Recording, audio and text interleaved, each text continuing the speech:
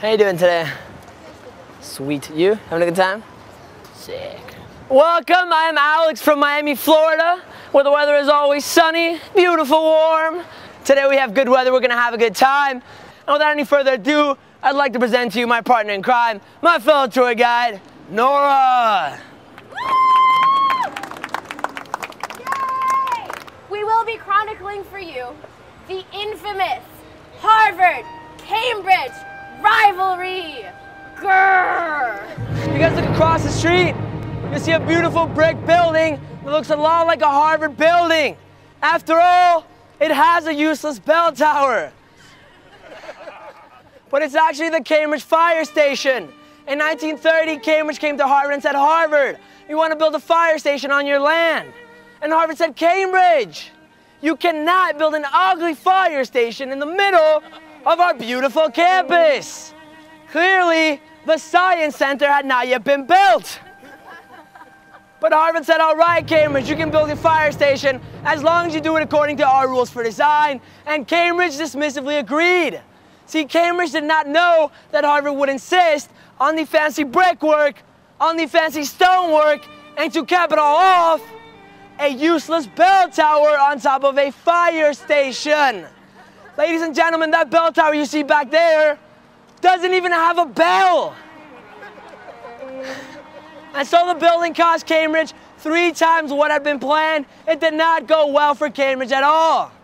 But 2 decades later, in 1956, Cambridge would get its revenge. See, in that year, there were no buildings around except for Memorial Hall and the fire station. Memorial Hall stood twice as tall as it does now, and in that year, Memorial Hall caught on fire. I'm gonna hold back a second here. So I remind you, there were 2 buildings at this time. One, on fire, the other, a fire station across the street. Why, oh why did it take Cambridge so long to respond? 5 minutes went by, nothing. 10, 15, 20, 25 minutes.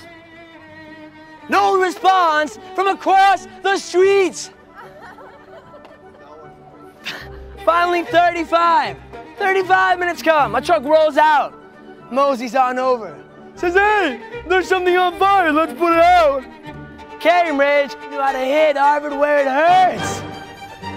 Harvard said, Cambridge, why did it take you so long to put out our fire when you had a fire station across the street?